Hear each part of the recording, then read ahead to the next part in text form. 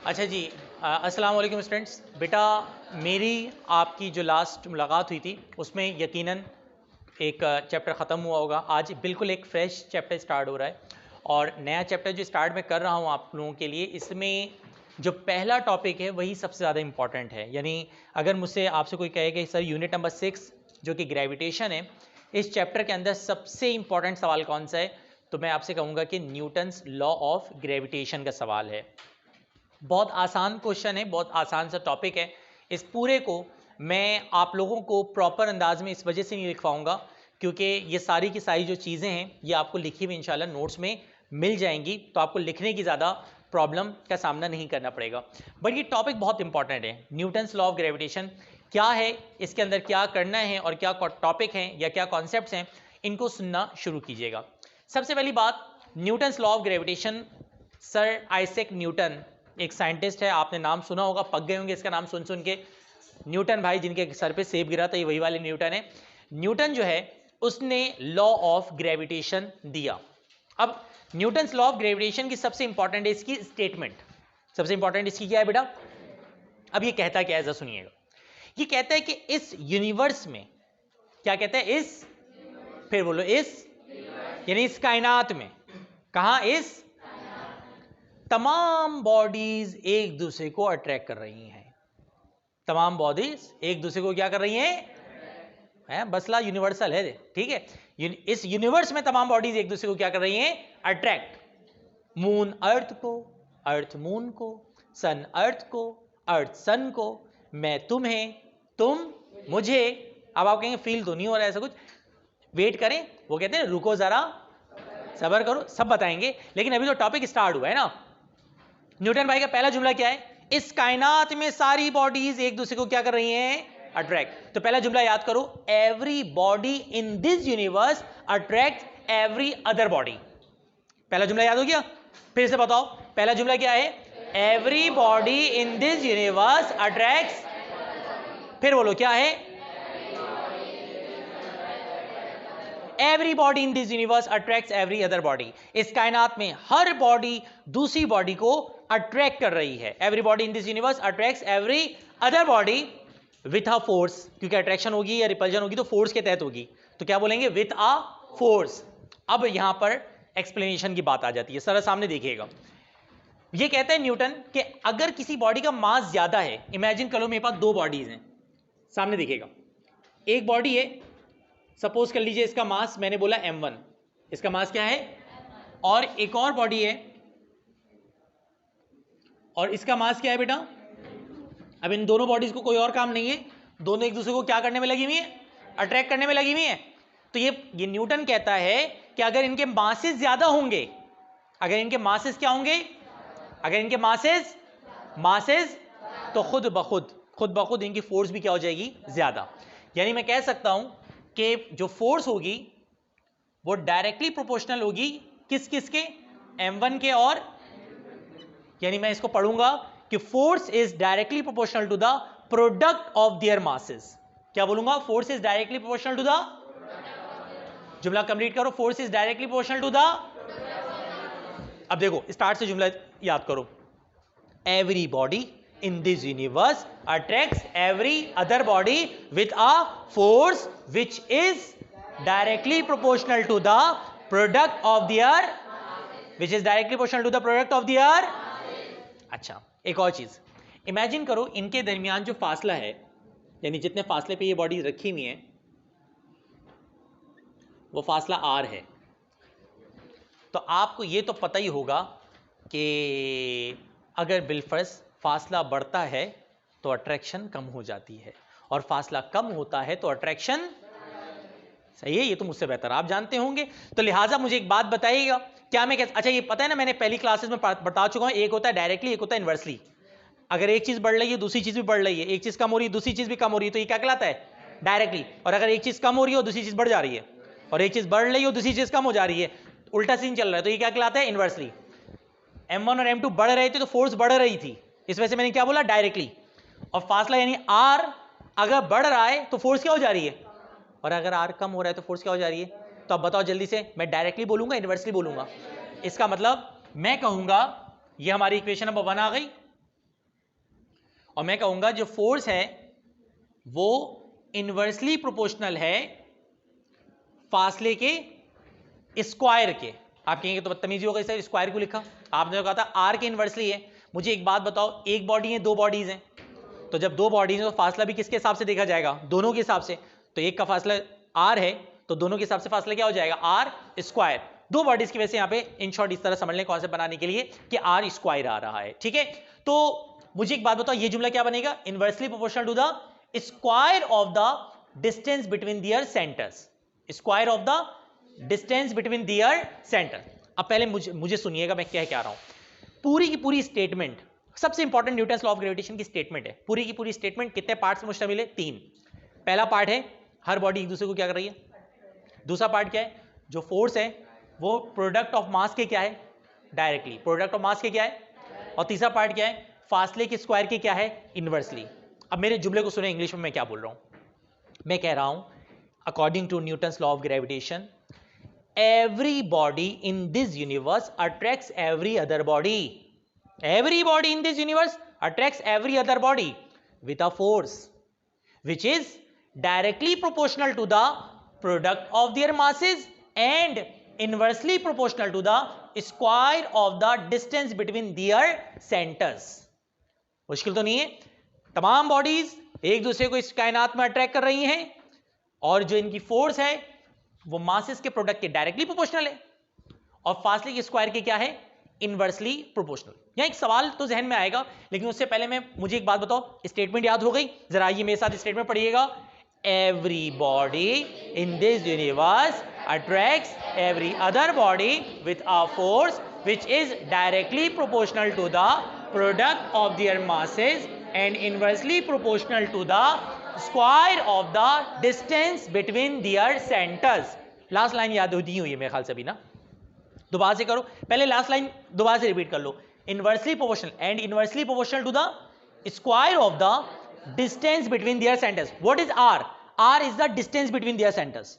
Are is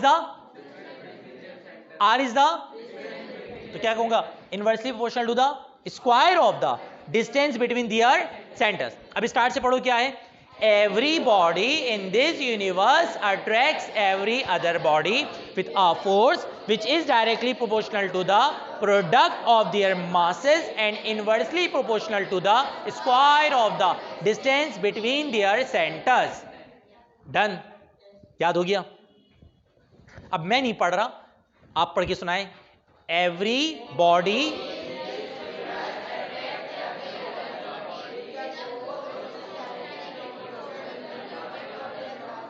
and inversely proportional to the good है, बहुत जबरदस्त। मुझे एक बात बताओ, स्टेटमेंट क्लियर हो गई? आप कहेंगे सर इसका मतलब कायनात में सब एक दूसरे को अट्रैक्ट कर रहे होते हैं, तो मैं कहूँगा मतलब यही बात है ना। वो जी आप और मैं भी कायनात में ही हैं, हम और आप भी कायनात का हिस्सा है ना, अर्थ के अंदर है, अर्थ कायनात में है, यूनिवर्स की बात हो रही है। सर सब एक दूसरे को अट्रैक्ट कर रहे हैं? जी बिल्कुल अट्रैक्ट कर रहे हैं, अर्थ मून को, मून अर्थ को, सब अट्रैक्ट कर रहे हैं। आप कहेंगे सर फील तो नहीं होता? फील तो नहीं होता, ऐसा ही है ना? ऐसा तो नहीं होता सर, हमें कभी ऐसा हुआ है आप कोचिंग में आ रहे हो, अच्छा सर मास ज़्यादा हो तो अट्रैक्शन ज़्यादा होगी, मास कम हो तो अट्रैक्शन कम होगी। आप बैठे हुए, पूरी क्लास बैठी, इतने सारे बच्चे बैठे हैं, आप लोग, क्या नाम है बेटा? मुस्तफ़ा। क्या नाम है? हैदर। मुस्तफ़ा फील हो रहा है, हैदर फील हो रहा है, मुस्तफ़ा खींच रहा है, देखो मुस्तफ़ा नहीं देखो बुरी, ऐसा अट्रैक्ट नहीं करो, हो रहा है फील? कोई ऐसा हो रहा है कि अट्रैक्ट कर रहा है तुम्हें और तुम इसकी तरफ खींचे जा रहे हो? आप हो सकते छोटे छोटे मास हैं, मास का मास तो कितना ज्यादा है। कभी ऐसा हो आप गुजर रहे हो या मास या साथ वगैरह खड़े हो और आप जाके चिपक गए, ओ सॉरी सर, वो actually Newton's law of gravitation की वजह से ना sir, I can't control my self, attraction हो गई थी। ऐसा हुआ है कभी? भाई कभी हुआ नहीं हुआ ना, इसका मतलब आप कहेंगे भाई हम तो कायनात में हैं, हमें तो ये फोर्स फील्ड वगैरह नहीं होती। तो ऐसा क्यों है, इसका जवाब मैं डेरिवेशन कंप्लीट करवा दूं, फिर मैं देता हूं कि आखिर ऐसा क्यों होता है।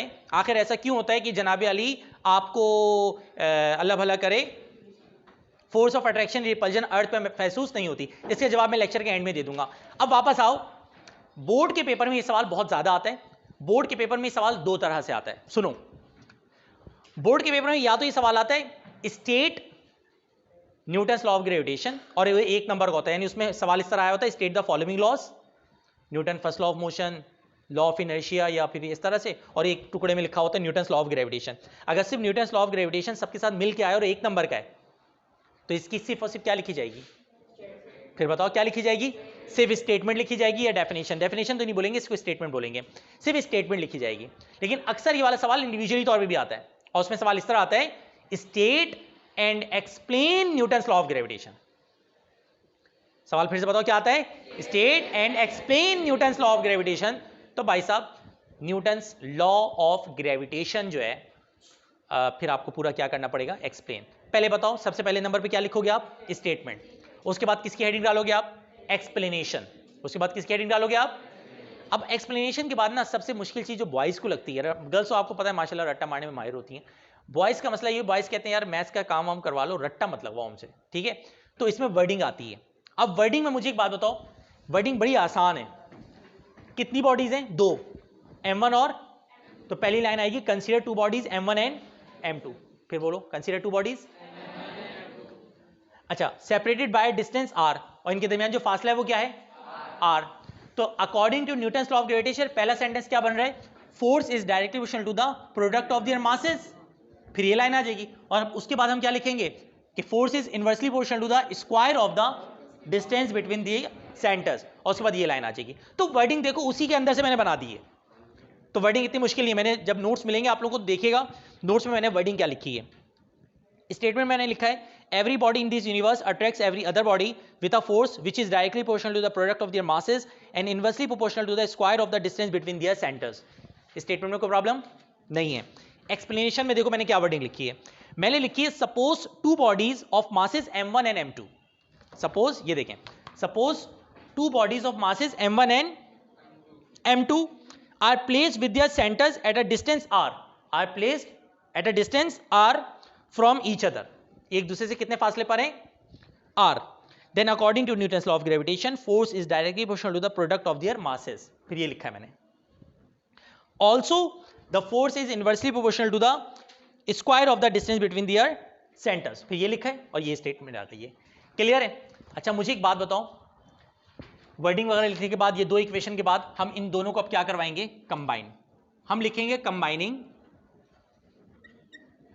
Equation number 1 and 2 we get। अब हम इक्वेशन 1 and 2 को क्या करने जा रहे हैं? सामने देखिएगा बेटा, इक्वेशन नंबर 1 और इक्वेशन नंबर 2 को हम कंबाइन कर रहे हैं। जब हम कंबाइन करेंगे तो boys and girls, equation number 1 और इक्वेशन नंबर 2 जब कंबाइन होगी तो ये बनेगा, ये देखिएगा, f is directly proportional to, f एक दफा आएगा कंबाइन होने के बाद, ऊपर क्या आएगा? और जल्दी से बताओ नीचे क्या आएगा? Boys and girls. क्लियर है? एक उसूल याद रखिएगा, मैं 9 क्लास के स्टार्ट में बता चुका हूं, ये आज पहले तो बता दे रहा हूं, सेकेंड ईयर यूनिवर्सिटी तक ये काम आता रहेगा। ये रूल है कि जब भी प्रोपोर्शनलिटी हटती है तो हमेशा क्या लगता है? इज इक्वल टू और कांस्टेंट। इज इक्वल टू लगता है और कोई ना कोई क्या लगता है? याद रहेगा ये उसूल। तो यहां पे हम जब प्रोपोर्शनलिटी हटाएंगे तो क्या लगेगा? जल्दी से बताओ। अच्छा, यहां जो कांस्टेंट लगता है वो लगता है जी, यहां जो कांस्टेंट लगता है वो क्या लगता है? अभी इसको मैं एक्सप्लेन करता हूं। कैपिटल वाला जी ये अलग है, m1 m2 और डिवाइड में क्या आ जाएगा? r square. तो बॉयज एंड गर्ल्स ये हमारे पास f का क्या ड्राइव हो गया? फॉर्मूला, बहुत इंपॉर्टेंट फॉर्मूला, याद कर लो। फोर्स ऑफ ग्रेविटेशन का फॉर्मूला क्या है? F is equal to G m1 m2 upon r square. f का फॉर्मूला क्या है? फिर बताओ, F इज इक्वल टू, बेटा यहां पे जो G है ना, इस G को कहा जाता है यूनिवर्सल ग्रेविटेशनल कांस्टेंट। फिर बताओ क्या कहा जाता है? यहां पे हो सकता है पेपर में ये बहुत इंपॉर्टेंट पॉइंट बता रहा हूं, यूनिवर्सल ग्रेविटेशनल कांस्टेंट। याद रखना इसकी जो वैल्यू होती है, इट्स वैल्यू इज 6.67 इंटू 10 की power -11 newton metre square upon KG square. ये ऐसा रट्टा मारिएगा ना इस वैल्यू का कि आपसे कोई नींद में भी पूछे ना तो आप बता दें सुबह 6 expansion -11 newton metre square upon KG square. इतना वीआईपी रट्टा मारेगा। क्यों? अगर ये टॉपिक नहीं आया ना तो ये एमसीक्यूज में जरूर आ जाएगा। ये वैल्यू बहुत आती है एमसीक्यूज में, ठीक है, याद रहेगी। अच्छा, बदतमीजी क्या करते हैं एग्जामिनर भी, आपको पता है by nature and by default बदतमीज होता है। तो वो क्या करते हैं, 6.67 एक्सपेंशन -11 दे देगा, कभी कभी वैल्यू भी पावर में चेंज मारता है। अब 6.67 तो याद है बच्चे को, कहीं पे -21 किया हुआ है, कहीं पे -13 किया हुआ है, तो याद रखना -11, और यूनिट भी सही याद रखना, newton metre square upon KG square. इसको केजी -2 से भी रिप्रेजेंट किया जा सकता है, यानी मैं इसको अगर इस तरह लिख दूं 6.67 इंटू 10 की पावर -11 न्यूटन मीटर स्क्वायर और केजी की पावर क्या -2, तो इस तरह भी रिप्रेजेंट किया जा सकता है। अब एक सवाल कि सर ये बताएं कि अभी आपने स्टार्ट में कहा था ये टॉपिक हमारा कंप्लीट हो गया है, अगर बोर्ड के पेपर में सवाल आए state and explain Newton's law of gravitation, सबसे पहले क्या लिखोगे आप, स्टेटमेंट, उसके बाद किसी हेडिंग डालेगी एक्सप्लेनेशन, फिर वो वर्डिंग आएगी कंसीडर टू बॉडीज वगैरह करके, फिर ये दो इक्वेशन कंबाइन करके यहां तक पहुंचेंगे, ये हमारी एक्सप्लेनेशन क्या हो गई कंप्लीट, और वैल्यू दे देंगे। अब सवाल पे वापस आ रहा हूं, वो सर आप कह रहे थे कि वो फोर्स होती है, हमें तो फील नहीं होती, तो बेटा हमें इस वजह से फील नहीं होती, हमें इस वजह से फील नहीं होती क्योंकि ये जो फोर्स ऑफ ग्रेविटेशन है या ये जो अट्रैक्शन की फोर्स है ये इंतहाई कम है, और इसके मुकाबले में अर्थ में इसकी भी बाप फोर्सेस मौजूद हैं, जैसे force of friction, gravity, weight, air resistance, अला बला बला अला, इस तरह की फोर्सेस मौजूद हैं जिसकी भी अब्बू फोर्सेस हैं। अब मैं समझाता हूं, आपके एक हाथ में सुई चुभ गई है, बात को समझिएगा, एक हाथ में क्या चुभ गई और कोई अभी तक दर्द नहीं है, जैसे में आपको सुई की फोर्स भी, सुई के जो वो दर्द है वो भी क्या होगा फील होगा। आपके एक हाथ में सुई चुभी और आपका दूसरा हाथ ही किसी ने काट दिया, बात को समझिएगा, मैं एग्जांपल बड़ी प्यारी दे रहा हूं। अब मुझे एक बात बताओ, सुई का दर्द आपको फील होगा? नहीं होगा। अच्छा, क्या सुई का दर्द खत्म हो गया?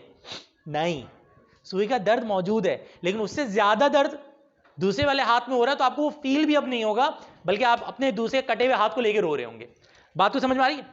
अर्थ का भी यही सीन है, ये 6.67 एक्सपेंशन -11, वैल्यू बताओ बहुत छोटी है या बहुत बड़ी है? ये बहुत छोटी है, 10 का -11, यानी जो ग्रेविटेशनल अट्रैक्शन है ये वैल्यू बहुत स्मॉल होती है।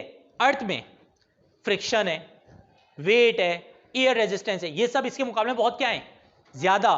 तो आपको ये सारी फोर्सेस होने की वजह से ये फोर्स फील होती ही नहीं है। हाँ, सपोज करो मैं आपको लेके चला जाऊं स्पेस पे, और अब सुनिएगा, स्पेस पे ले जाने के बाद मैं आपको इस तरह से छोड़ दूं, आपको पता है आप हल्के हल्के स्पेस पे इस तरह से, समझ आ रही बात? समझ रहे हो भाई?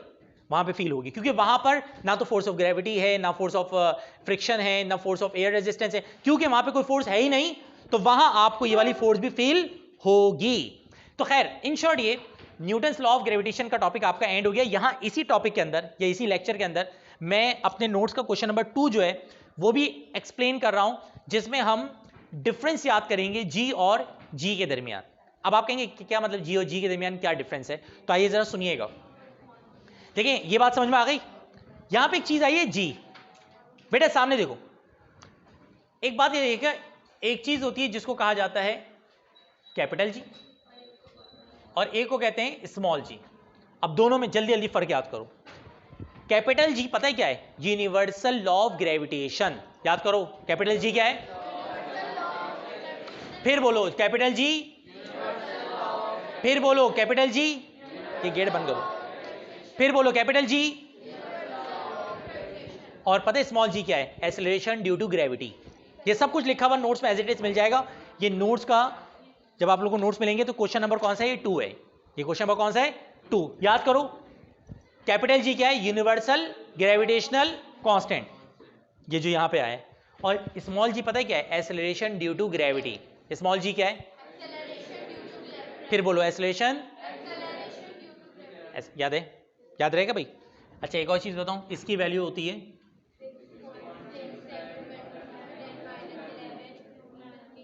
अभी बताइए मुनासिब, ये यूनिवर्सल ग्रेविटेशन कांस्टेंट है, इसकी वैल्यू ये होती है। और इसकी जो वैल्यू होती है वो वैसे 9.8 होती है, लेकिन हम 10 लेते हैं। 9.8 मीटर पर सेकंड स्क्वायर होती है, जिसको हम राउंड ऑफ करके क्या ले लेते हैं 10 मीटर पर सेकेंड स्क्वायर ले लेते हैं। याद रहेगी बात। अच्छा एक और चीज बताऊं, कैपिटल जी की वैल्यू हर जगह कांस्टेंट है। कैपिटल जी की वैल्यू यूनिवर्स में आप कहीं भी चले जाओ, कैपिटल जी की बात हो रही है, यूनिवर्स में आप कहीं भी चले जाओ उसमें कोई चेंज नहीं आएगा। स्मॉल जी की वैल्यू हर जगह क्या हो रही होती है, सरफेस ऑफ अर्थ पे ये मैक्सिमम होगी, सरफेस ऑफ अर्थ से आप ऊपर जाएं तो भी कम होगी, सरफेस ऑफ अर्थ से आप नीचे आओ तो भी कम होगी। तो ये आपके पास ओवरऑल इसका सिनेरियो है, ये आपके पास टोटल मिला के जी और जी के दरमियान क्या है, डिफरेंस है।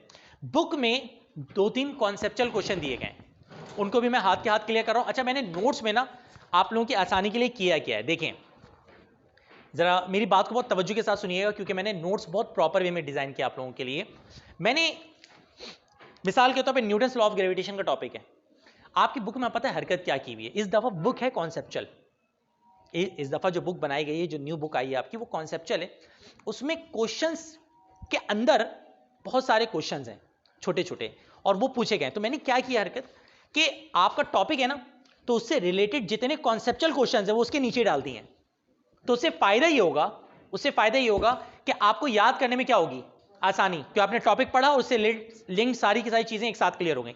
जैसे इस टॉपिक के अंदर एक सवाल दिया हुआ है बुक के अंदर, सवाल सुनिएगा, what is the actual value of g near the surface of Earth. सवाल है बुक के अंदर मौजूद है वाला सवाल, what is the actual value of जी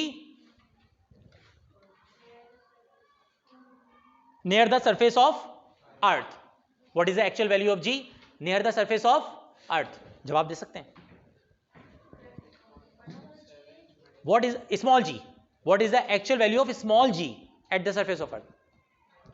9.8 या फिर 10 मीटर पर सेकेंड स्क्वायर। क्या होगा भाई, सवाल का जवाब मिल गया। अगर सवाल में आ जाए what is the actual value of g at the surface of Earth, आप कहेंगे the actual value of g at the surface of Earth is 10 metre पर सेकेंड स्क्वायर। क्लियर है यहां तक। एक और सवाल नोट्स में दिया गया है, तवज्जो के साथ देखिएगा, ये सब बुक में सवाल मौजूद है, नोट्स में रिटर्न मैंने करके दे दिया है। What will be the effect on gravitational pull between two object if medium between them is changed. अब सवाल सुनिएगा, बहुत मजेदार सवाल है। सवाल में क्या कह रहे हैं, what will be the effect on the gravitational pull between two objects if medium between them is changed. वो कह रहे हैं ये दो बॉडीज हैं, अभी इन दो बॉडीज के दरमियान एयर था, इन दो बॉडीज के दरमियान क्या था, वो कह रहे हैं कि जी हमने इन दोनों के बीच में ना मीडियम चेंज कर दिया, एयर के बजाय कुछ और रख दिया इसमें, इनके बीच का मीडियम क्या हो गया, समझ लो ये दो बॉडीज एयर के बीच में नहीं है बल्कि पानी के बीच में, ये स्पेस में कहीं भी है व्हाटएवर।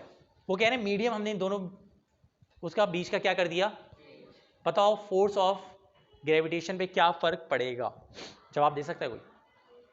मैं ऑप्शन दे देता हूं, बढ़ जाएगी, कम हो जाएगी, कोई फर्क नहीं पड़ेगा, कोई फर्क नहीं पड़ेगा। उसका रीजन पता है, पूरी डेरिवेशन में देखो, जो फोर्स है ना वो 3 चीजों पे डिपेंड कर रही है, मास नंबर 1 पे, मास नंबर 2 पे और आर पे यानी फासले पे। इन तीनों में कहीं पे मीडियम का जिक्र आया तो मीडियम चाहे कुछ भी हो, फोर्स ऑफ अट्रैक्शन ने क्या रहना है, सेम रहना है, यानी उस पर कोई इंपैक्ट नहीं पड़ेगा। अब जुमले को सुनिएगा, समझ में आएगा। जुमला इंग्लिश में बोल रहा हूं मैं। What will be the effect on gravitational pull between two objects if medium between them is changed? क्या फर्क पड़ेगा दो बॉडीज के दरमियान फोर्स ऑफ अट्रैक्शन पे अगर उनके बीच का मीडियम क्या कर दिया जाए।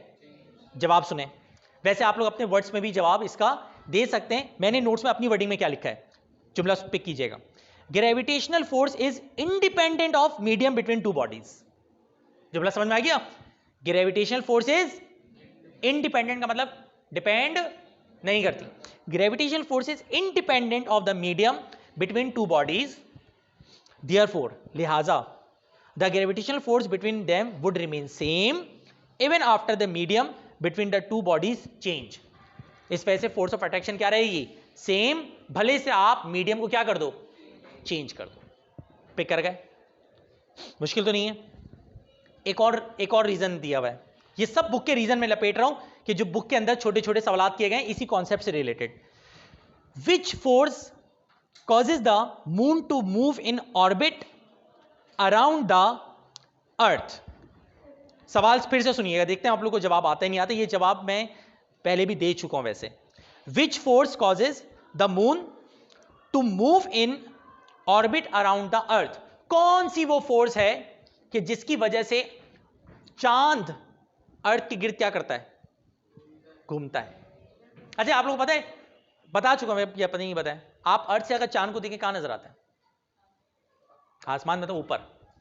और अगर आप चांद से जाके अर्थ को देखें कहां नजर आएगा? जी नहीं, ऊपर। हाँ, आपको पता है? फिर से सुनो। अच्छा, बनता तो ये है ना कि अगर हम चांद से जाके अर्थ को देखें तो ऐसे पकड़िए जरा, ओ अपना कॉन्सेप्ट तो ये बनता है। ऐसा नहीं है। ऐसा आप अगर चांद पे जाके अर्थ को देखेंगे ना, तो जिस तरह अर्थ से आपको चांद नजर ऊपर आता है ना, तो वैसे चांद पे जाके बोलेंगे वो हमारा अर्थ। आप कहेंगे हाउ इट इज पॉसिबल, यही बोलेंगे। इसका जवाब मैं बहरहाल अगले लेक्चर में दूंगा क्योंकि टाइम अभी लिमिटेड है। लेकिन मैं आपसे एक सवाल करने जा रहा हूं कि विच फोर्स, मैं वापस सवाल पे आ रहा हूं, which force causes the moon to move in orbit around the Earth? याद कर लो, अर्थ की जो सेंट्रीपिटल फोर्स होती है, अर्थ की जो क्या होती है, उसकी वजह से moon around the earth rotate करता है। याद रहेगा। मैंने जवाब देखो क्या लिखा है, Earth gravity helps the moon to move in orbit by providing centripetal force which causes the moon to move in orbit around the Earth. अब लास्ट पॉइंट सुनते रहिए। मुझे पता है लेक्चर थोड़ा लंबा हो गया, लेकिन मैं जब समराइज करूंगा लेक्चर को तो उसमें मैं बोर्ड के हवाले से जो इंपॉर्टेंट है, यानी इसके अंदर जो आता है, वो पॉइंट क्लियर कर दूंगा। लास्ट पॉइंट कहते हैं कैरेक्टरिस्टिक्स ऑफ ग्रेविटेशनल फोर्स बताओ। ग्रेविटेशनल फोर्स की क्या बताओ? मैंने नोट्स में लिखा है कि इसकी 5 कैरेक्टरिस्टिक्स हैं। कितनी कैरेक्टरिस्टिक्स हैं? पहली, it is always present between 2 objects of their masses. Gravitational force के लिए हमेशा कितने के दरमियान होगी? पहला पॉइंट क्लियर हो गया भाई। ग्रेविटेशनल फोर्स उसी वक्त होगी ना जब कितनी ऑब्जेक्ट हो? 2 ऑब्जेक्ट के दरमियान होगी। It exist everywhere in the universe. दूसरा पॉइंट समझ में आ गया? ये पूरी कायनात में हर जगह मौजूद है। पहला पॉइंट क्या था? 2 मासेस के दरमियान होगी। दूसरा पॉइंट क्या है? कायनात में हर जगह मौजूद है। तीसरा, it is directly proportional to the product of the masses. ये मासेस के प्रोडक्ट के क्या होता है? तवज्जो मुझ पे है? ये मासेस के प्रोडक्ट के क्या होता है? अगला point, it is inversely proportional to the square of the distance between their centres. और ये फासले के स्क्वायर के क्या होता है? Inversely. And last, it is independent to the medium between the object. ये मीडियम पे डिपेंड, इसका रीजन भी अभी आया थोड़ी देर पहले। क्लियर? अच्छा, मैं अगर आपसे बोलूं कि बताओ ग्रेविटेशनल फील्ड क्या है, तो ग्रेविटेशनल फील्ड का मतलब होता है कि जहां तक ग्रेविटी फील की जा सकती है वो उसकी क्या कहलाएगी? Gravitational field. तो एक डेफिनेशन है कि ग्रेविटेशनल फील्ड की डेफिनेशन दीजिए, तो the region in which a mass experience a force due to gravitational attraction is called gravitational field. वो फासला कि जहां तक हमें ग्रेविटेशनल फोर्स फील होती है, उस फासले को, उस रीजन को क्या कहा जाता है? क्लियर है यहां तक? Gravitational field strength, gravitational force acting per unit mass is called gravitational field strength. अब मुझे एक बात बताओ, ग्रेविटेशनल फील्ड स्ट्रेंथ का मतलब क्या होगा?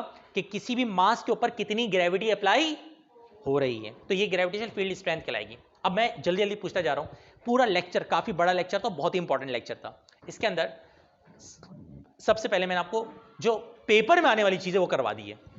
बताओ पेपर में क्या चीज आएगी? Newton's law of gravitation. Paper में न्यूटन्स लॉ ऑफ ग्रेविटेशन पूछा जा सकता है। पेपर में क्या पूछा जा सकता है? Newton's law of gravitation. याद रहेगा बॉयज एंड गर्ल्स? अच्छा, उसके बाद जी और जी की वैल्यू का डिफरेंस याद रहेगा? अच्छा, मीडियम चेंज करो तो फोर्स पे कोई फर्क? अच्छा, अर्थ जो मून के गिर्द, मून जो अर्थ के गिर्द रिवॉल्व करता है, कौन सी फोर्स की वजह से करता है? कैरेक्टरिस्टिक्स कितनी है? 5। याद है सारी बातें? न्यूटन्स लॉ ऑफ ग्रेविटेशन और न्यूटन्स लॉ ऑफ ग्रेविटेशन की एक्सप्लेनेशन कंप्लीट होती है आज। और इंशाअल्लाह अज़्ज़ा वजल जो हमारा नेक्स्ट लेक्चर होगा उसमें मैं ये भी बताऊंगा कि चांद ऊपर नजर क्यों आता है, सॉरी अर्थ चांद से जाके ऊपर नजर क्यों आता है। और हम इंशाल्लाह उसी क्लास में कोशिश करेंगे कि पूरी दुनिया का क्या निकालें? मास निकालें इंशाल्लाह नेक्स्ट क्लास। हाँ, हम पूरी दुनिया का मास निकालेंगे। नेक्स्ट टॉपिक हमारा ये। इंशाल्लाह नेक्स्ट लेक्चर में मुलाकात करते हैं। अल्लाह हाफिज़, फ़ी अमानिल्लाह। दुआ में याद रखिएगा।